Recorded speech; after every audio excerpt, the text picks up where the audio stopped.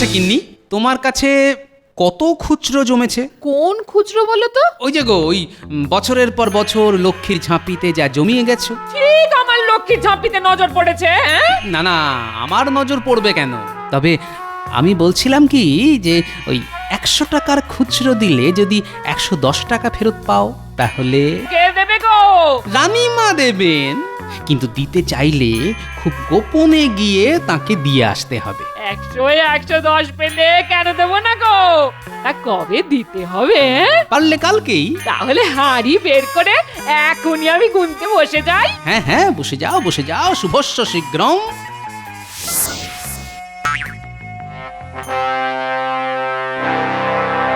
ভাবো ভাবো উজির, মাথা খেলিয়ে কিছু একটা উপায় ভাবো। আমি তো ভেবেই যাচ্ছি জাহাপানা, কিন্তু ওসব কোনো কিন্তু টিন্তু আমি শুনতে চাই না। যতবার আমি কৃষ্ণচন্দ্রকে বেকায়দায় ফেলবো ভেবেছি, ততবারই গোপালের সাহায্যে ফাঁদ কেটে বেরিয়ে গেছে। না না না না না না, এ আর সহ্য হয় না।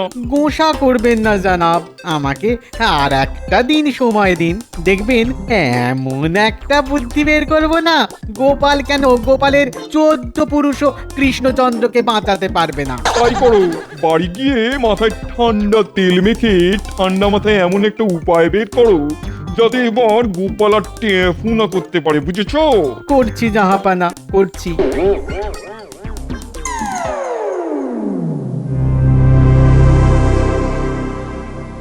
মন্ত্রী, মনে আছে তো? কি মনে থাকার কথা বলছেন মহারাজ? শোনো, বলে কি না, কি মনে রাখার কথা? আরে এটা কি মাস? আগে পৌষ মাস। এই পৌষ মাসেই তো মুর্শিদাবাদের নবাবকে খাজনা মেটাবার সময়। শোনো শোনো, গোপাল কি বলল কান খুলে শোনো। এই জন্যেই বলে গোপাল, আর এই জন্যেই আমি ওকে এত ভালোবাসি। যে কথাটা মন্ত্রীর সব থেকে আগে মনে রাখার কথা ছিল, সেটা মন্ত্রী বেমালুম ভুলে গেছে, আর আমার গোপাল ঠিক মনে রেখেছে। গোপাল ঠিক মনে রেখেছে মনে, তাই তোর স্থান মহারাজের হৃদয়ের স্পন্দনে। বাহ বাহ বাহ বাহ, বেড়ে বলেছে তো সভাকবি। যদি আমি সুযোগ পাই তাহলে এমন বহু কথা বলে আপনার মন ভুলাই। কিন্তু মহারাজের মন ভোলাবার আগে যে আমাদের মুর্শিদাবাদের নবাবের মন ভুলাতে হবে। ঠিক ঠিক, এটাই এখন প্রথম আর শেষ কথা। তা মন্ত্রী, তোমার হিসেবপত্র সব ঠিকঠাক আছে তো? আমি আমার সাধ্যমতো চেষ্টা করছি মহারাজ। আপনি বললেই আমি সেটা দাখিল করতে পারি। তাহলে বলো তো, ঠিক কত টাকা খাজনা দিতে হবে? ওই তো গেলবারের হিসেব যদি ধরেন, তাহলে 1000 বস্তা চাল, 500 বস্তা সর্ষে, তারপর সব চাল সর্ষের কথা এখন বাদ দাও। তার আগে বলো তো, নগদ কত টাকা দিতে হবে? তা প্রায় 5 লাখ আর রাজকোষে সে টাকা মজুদ আছে তো? আছে বই কি। ভালো ভালো, তাহলে খুব তাড়াতাড়ি পাকা হিসেব আর সবকিছু জোগাড় যন্ত্র করে ফেলো। যত তাড়াতাড়ি পারি এই খাজনার দায় থেকে মুক্ত হতে চাই আমি। অত সহজে কি আর মুক্ত হতে পারবেন মহারাজ?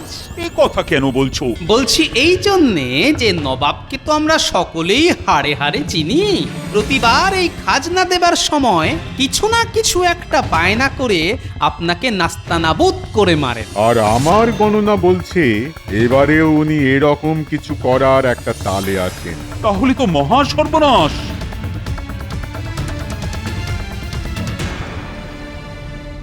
একদিন তো হয়ে গেল, উজির বেটা এখনো এলো না। তাহলে কি মাথা খেলিয়ে জুৎসই কোনো মতলব বের করতে পারেনি? পেরেছি, পেরেছি, পেরেছি জাহাপানা, পেরেছি। ভোরবেলায় দারুণ একটা বুদ্ধি বের করতে পেরেছি। পেরেছো? বাবা বাবা বাবা বাবা, বলো বলো বলো বলো বলো। এই মাসেই তো কৃষ্ণচন্দ্রের খাজনা দেবার সময়, তাই না? হ্যাঁ, কিন্তু সেটা দিয়ে কি করে কৃষ্ণচন্দ্রকে প্যাঁচে ফেলবো? এবার আর আপনি নগদ টাকায় খাজনা নেবেন না, তাহলে কি চালে ডালে নেবো? চালে ডালে নেবেন। কেন নেবেন? খুচরো পয়সায়। এই উজির, তুমি কি বলতে চাইছো? তাহলে বুঝিয়েই বলছি। গতবার কৃষ্ণনগর থেকে নগদে খাজনা এসেছিল 5 লাখ টাকা। এবারেও যদি খাজনার পরিমাণ ওই রকমই হয়, তাহলে সিকি, আদুলি আর কাঁচা টাকায় ওই পরিমাণ খুচরো কৃষ্ণচন্দ্রকে দিতে পারবে? আমার মনে হয় কখনোই পারবে না, কারণ কৃষ্ণচন্দ্রের রাজকোষে তো আর অত খুচরো নেই। আর আমার কাছে খবর আছে সারা কৃষ্ণনগর জুড়ে এখন খুচরোর বড় টানাটানি চলছে। তাই নাকি? ওদিকে খুচরোয় টান, এদিকে আমার কাছ থেকে খুচরোর জন্য চাপ। বাবা বাবা বাবা বাবা বাবা, বহুত বড়িয়া। মাথা খেলিয়ে কি বুদ্ধি বের করেছে উজির। কৃষ্ণচন্দ্র এবার যা নাকের জলে চোখের জলে হবে না, বুঝতে পারবে। দেখবেন গোপালও এবার কিচ্ছু করতে পারবে না। ভাবলেই আমার কলিজার ভেতরটা কেমন আনন্দে ধরাস ধরাস করে উঠছে। তাহলে আর দেরি কেন জাহাপানা, এক্ষুনি পত্র মারফত আপনার আদেশের কথা কৃষ্ণচন্দ্রকে জানিয়ে দিন। হ্যাঁ, এক্ষুনি পত্র লিখে দূতের হাত দিয়ে পাঠিয়ে দিচ্ছি।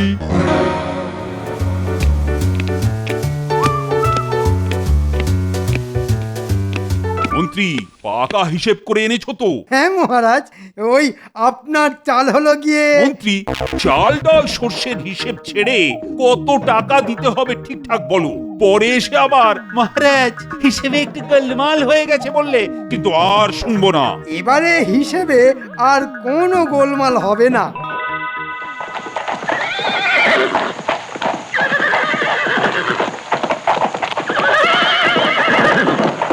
তাহলে বলো কত টাকা দিতে হবে? আগে মহারাজ 5,55,352। রাজকোষে অত টাকা আছে তো? সবটাই মজুত আছে মহারাজ। খুব ভালো, খুব ভালো। মন্ত্রী, আমার মনে হয় এই প্রথম তুমি একটা ঠিকঠাক কাজ করলে। কি তোমরা কি বলো? মন্ত্রী গেছে পাল্টে, হয়েছে অনেক ভালো। দেহের থেকে চলে গেছে মনের যত কালো। বাহ বাহ, চমৎকার বলেছো সভাকবি।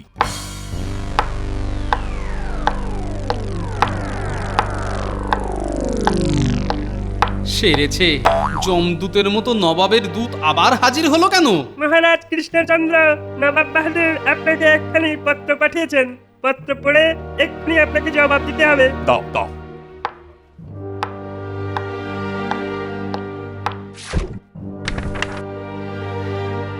চিঠি পড়তে পড়তে মহারাজের চোখ মুখ এমন কুঁচকে গেল কেন? তাহলে কি চিঠিতে কোনো খারাপ খবর আছে? কি হলো মহারাজ, চিঠিতে কি কোনো? চিঠিতে আমার সর্বনাশের বার্তা এসেছে মন্ত্রী। কিরকম? নবাব লিখেছেন এবছর তিনি নগদ টাকায় না নিয়ে সব খাজনা খুচরোতে নেবেন। খুচরোতে মানে 1 আনা, 2 আনা, সিকি, আধুলিতে? চিঠিতে তো তাই লেখা আছে। ওরে বাবা, এই আবরং কি খুচরো ঝামেলাং রে বাবা। চিঠির কি উত্তর দেবেন সেটা মুখেই বলে দিন মহারাজ, আমার আবার খুব তাড়া আছে। কিন্তু কি উত্তর দিই বলো তো? মানে আমার কাছে তো অত খুচরো নেই। তাহলে নবাব বাহাদুরকে গিয়ে এই কথাই বলি। তবে মনে রাখবেন নবাব বাহাদুর কিন্তু বারবার বলে দিয়েছেন খুচরোতে খাজনা না পেলে তিনি কিন্তু আপনাকে কঠিন শাস্তি দেবেন। মহারাজ, আপনি দূতকে বলে দিন যে আমরা খুচরোতেই সব খাজনা মিটিয়ে দেব। আমি তাহলে গিয়ে তাই বলি। হ্যাঁ, তাই বলো। এই তুমি কি বললে গোপাল? সব খাজনা খুচরোতে মেটাবো কি করে? একেই তো বর্তমানে সারা কৃষ্ণনগর জুড়ে খুচরোয় টান চলছে। মহারাজ, আপনি এত চিন্তা করবেন না। সকলে মিলে আলোচনা করলেই কিছু একটা উপায় বের করা যাবেই। বা আমি বলি কি, ওই আমাদের গোটা কৃষ্ণনগরে যখন খুচরোয় টান চলছে তখন ছাঁচ তৈরি করে ধাতু গলিয়ে বেশ কিছু এই সিকি আদুলি তো তৈরি করা যেতেই পারে। কি বিজ্ঞানী, আপনি কি বলেন? হ্যাঁ, সে তো করা যেতেই পারে, তবে কাজটা কিন্তু বেআইনি হবে, কারণ এসব করার অধিকার আমাদের মতো ছোট একটা রাজ্যের নেই। তাহলে কি হবে? ভাবলেই যে আমার হাত পা সব ঠান্ডা হয়ে আসছে। আমি এখন চললাম। সব কিছু এই গোপালের জন্য হলো। ভেবেছিলাম নবাবের হাতে পায়ে ধরে কিছু একটা ব্যবস্থা করব, তা না, দুম করে বলে বসলো খুচরোতেই খাজনা দেব। যত সব হোঁপড় দালালি। এবার তাহলে কি করবে গোপাল? দেখি।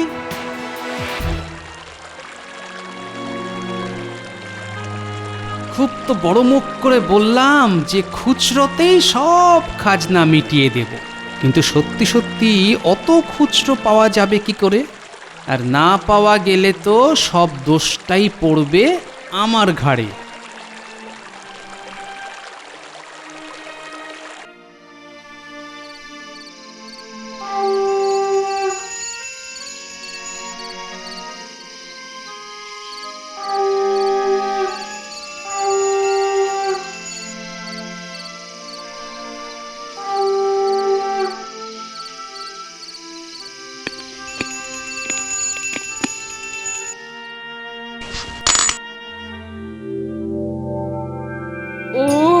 তুমি এসে গেছো, হাত মুখ ধুয়ে নাও, আমি তোমার জল খাবার দিচ্ছি।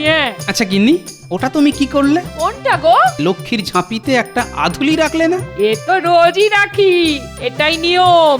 রোজ মা লক্ষ্মীর ঝাঁপিতে সিকিটা, আদুলিটা, এই একানি দোয়ানি এসব ফেললে সংসারের লক্ষ্মী নাকি বাঁধা থাকে। আচ্ছা কতদিন ধরে ফেলছো? জবে থেকে সংসারে গিন্নি হয়েছি তবে থেকে। আচ্ছা এই জমানো খুচরো দিয়ে কি করো? কিছু করি না তো, একটা ঝাঁপি ভরে গেলে সব খুচরো মা লক্ষ্মীর নাম করে একটা বড় পেতলের হাঁড়িতে তুলে রাখি।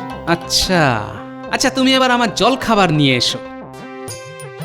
তার মানে গিন্নির তহবিলে অনেক খুচরো জমেছে, আর মনে হচ্ছে শুধু আমার গিন্নি নয়, এই কৃষ্ণনগরের সব বাড়ির গিন্নিদের লক্ষ্মীর ঝাঁপিতেই বেশ কিছু খুচরো আছে। দেখি এবার এই খুচরো কি করে ঝাঁপি থেকে টেনে বের করে আনা যায়।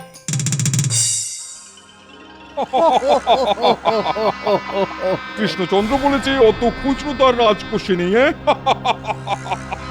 তার মানে বাছা ধন এবার হবে কাজ, হ্যাঁ? কিন্তু গোপাল বলেছে ওই খুচরোতেই খাজনা মেটাবে। তাহলে তো বড় চিন্তার। আপনি রাখুন তো গোপালের কথা, আমাদের ভোরকি দিতে ওপর চালাকি করে এই সব কথা বলছে। আরে ওদের রাজকোষে খুচরো নেই, সারা রাজ্য জুড়ে খুচরো টানাটানি চলছে। তাহলে একা গোপাল অত খুচরো দেবে কোত্থেকে? হ্যাঁ, তাহলে দিতে পারবে না বলছো? বলছি তো পারবে না, পারবে না, পারবে না। তাহলে একটু আনন্দ করা যাক। যাও যাও যাও যাও, বাবুর্চিকে গিয়ে ভালো মোগলাই খানা বানাতে বলো, হ্যাঁ?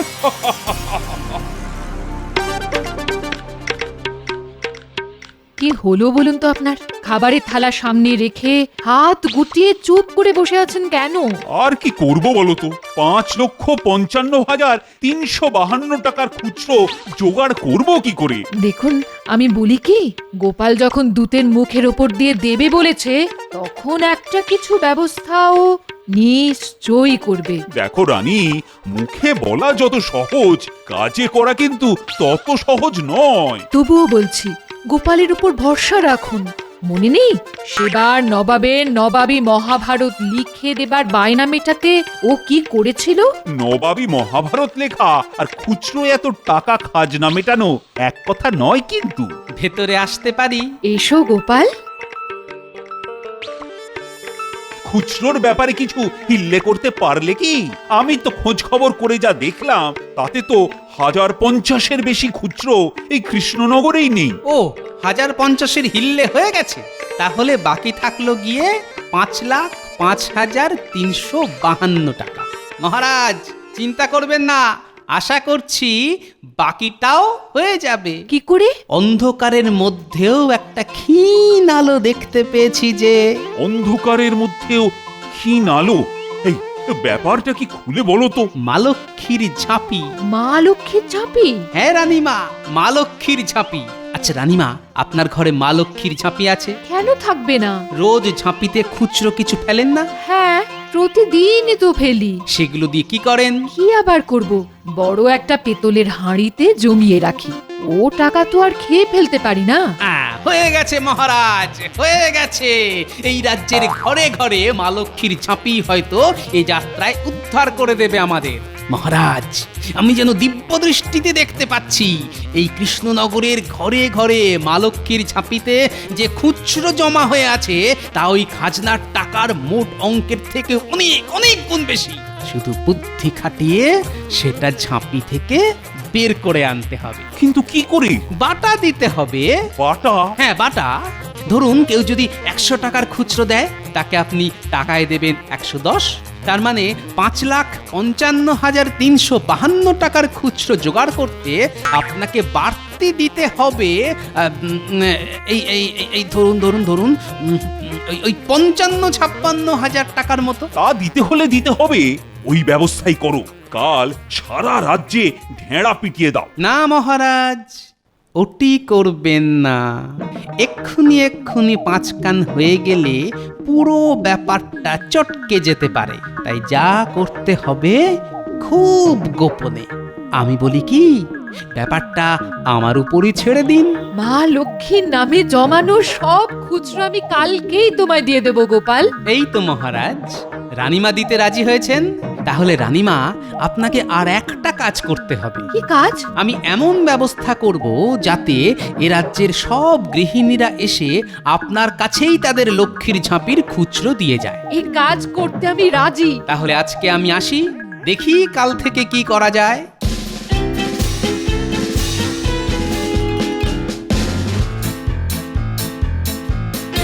আচ্ছা গিন্নি, তোমার কাছে কত খুচরো জমেছে? কোন খুচরো বলো তো? ওই যে গো, ওই বছরের পর বছর লক্ষ্মীর ঝাঁপিতে যা জমিয়ে গেছো। ঠিক আমার লক্ষ্মীর ঝাঁপিতে নজর পড়েছে। না না, আমার নজর পড়বে কেন? তবে আমি বলছিলাম কি যে ওই 100 টাকার খুচরো দিলে যদি 110 টাকা ফেরত পাও তাহলে। কে দেবে গো? রানীমা দেবেন, কিন্তু দিতে চাইলে খুব গোপনে গিয়ে তাকে দিয়ে আসতে হবে। 100-110 পেলে কেন দেবো না গো? তা কবে দিতে হবে? পারলে কালকেই। তাহলে হাড়ি বের করে এখনই আমি গুনতে বসে যাই। হ্যাঁ হ্যাঁ, বসে যাও বসে যাও, শুভস্য শীঘ্রম।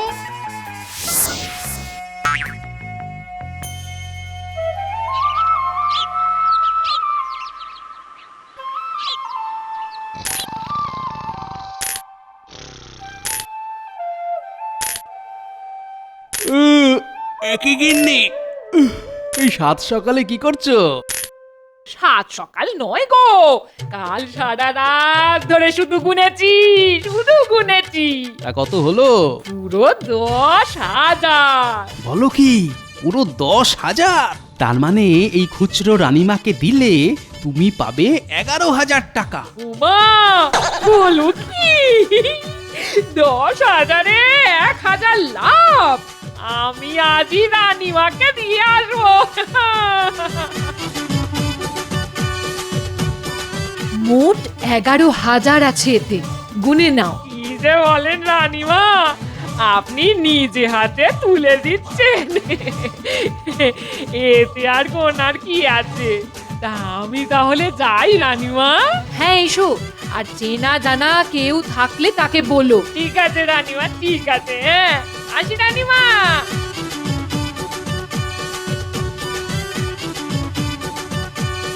বলছো কি গো দিদি, 100 টাকায় 110 টাকা পাওয়া যাবে? তাহলে আর বলছি কি, আমি তো নিয়ে এলাম। আমার লক্ষ্মীর ঝাঁপিতেও তো অনেক জমেছে, তাহলে আজই রানীমাকে দিয়ে আসবো। আর চেনা শোনা যত আছে সকলকে বলে দিও। হ্যাঁ ঠিক আছে।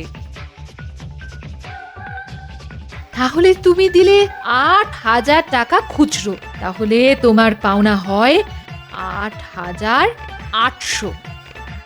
এই নাও। ওদিকের কি খবর উজির? কৃষ্ণচন্দ্র কি খুচরো জোগাড় করতে পারলো? ওর মন্ত্রীর কাছ থেকে কি কোনো খবর পেয়েছো? মন্ত্রী বলেছে কোনো আশা নেই। বাবা বাবা বাবা, খুব ভালো খুব ভালো। দেখি এবার ওই কৃষ্ণচন্দ্র আর ওই গোপাল কি করে পরিত্রাণ পায়। গোপালের কথা মতো চলতে গিয়ে মহারাজ এবার যা জব্দ হয়েছে না। যাই রাজবাড়িতে গিয়ে দেখে আসি কি হচ্ছে। ওরে বাবা, কত বড় লাইন! তাহলে সারা রাজ্য জুড়ে খুচরোর ব্যাপারটা জমিয়ে কানাকানি হয়ে গেছে। মনে হচ্ছে মা লক্ষ্মীর ঝাঁপির কৃপায় নবাবের কূটবুদ্ধির হাত থেকে এবারের মতো নিস্তার পাওয়া যাবে। রাজবাড়ির সামনে এত মহিলাদের ভিড় কেন?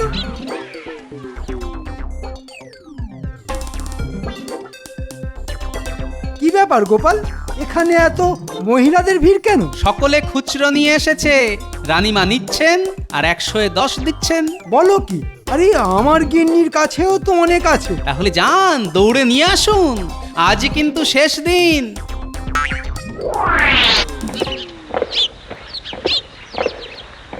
ওরে বাবা, কি কাণ্ড রে! হ্যাঁ, 100-110?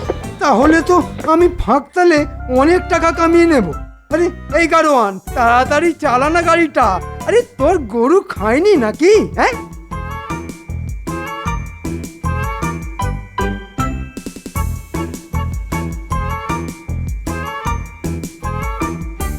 কি রানী, কত খুচরো পেলে? হয়েছে গো, সবটাই হয়ে গেছে। বলো কি? এবারেও কিন্তু গোপালের বুদ্ধির জন্য আপনি বেঁচে গেলেন। আমার মাথাতেও ঠিক এই বুদ্ধিটাই এসেছিল, কিন্তু মধ্যিখান থেকে গোপাল কি করে যে এটা জেনে গেল। এই, তুমি থামো তো। তা গোপাল, নবাবের কাছে এই বিশাল খুচরো পাঠাবো কি করে বলো তো? ও নিয়ে আপনি চিন্তা করবেন না মহারাজ, আমি নিজে গিয়ে পৌঁছে দেব। কি করেছো গোপাল? ওই 10 গাড়ি ভর্তি করে শুধু খুচরো এনেছো? হ্যাঁ জাহাপনা, আপনার খাজনা বাবদ মোট 5,55,352, পুরোটাই এক আনি দোয়ানি সিকি আদুলি মানে ওই খুচরোতে আছে। নিন জাহাপনা, সব খুচরো গুনে নিন, আমার এই কাগজে প্রাপ্তি স্বীকার করে একটা দস্তখত করে দিন। ওরে বাবা, এই পাহাড় প্রমাণ খুচরো এখন গুনতে বসতে হবে যে। ওজির, গোপাল কি বলছে? হ্যাঁ জাহাপনা, ফতোয়া যখন আপনি জারি করেছেন তখন আপনাকেই তো নিজে হাতে গুনে নিতে হবে। কি উঠকো ঝামেলা রে বাবা? ঝামেলা তো আপনি পাকিয়েছেন নবাব বাহাদুর। আপনি ভেবেছিলেন যে আমরা খুচরোয় খাজনা দিতে পারবো না, আর সেই অজুহাতে আপনি আমাদের মহারাজকে নাস্তানাবুদ করে ছাড়বেন, কিন্তু ভুলে গিয়েছিলেন যে মহারাজের সঙ্গে আমি আছি। নিন জাহাপনা, আমি দাঁড়িয়ে থাকলাম, আপনি গোনা শুরু করুন। ওজির, আরে রে, খুচরোগুলো গোনো না। আমার হাতে কদিন ধরে খুব ব্যথা জাহাপানা, আমি বদ্যি বাড়ি যাচ্ছি। আমাকে নাচিয়ে দিয়ে এখন নিজে পালালো। এরকমই হয় জাহাপনা, যারা অন্যকে নাচায় তারা কিন্তু নিজে নাচতে চায় না। ঠিক বলেছো, বেল্লিকটাকে আমি পরে বুঝে নেবো। দাও দাও দাও দাও, কাগজ দাও, কাগজ দাও। সব বুঝে পেয়েছি বলে ওতে আমি দস্তখত করে দিচ্ছি। গোপাল, তোমার বুদ্ধির প্রশংসা না করে পারছি না, আর তার জন্য তোমাকে আমি 50,000 টাকা পুরস্কার দেবো। জাহাপনার জয় হোক। বলো কি গোপাল, খুচরো গোনার ভয়ে উজির পালালো আর নবাব না শুনেই দস্তখত করে দিল। এছাড়া আর উপায় কি বলুন? তবে আমার বুদ্ধির তারিফ করে 50,000 টাকা পুরস্কার দিয়েছেন।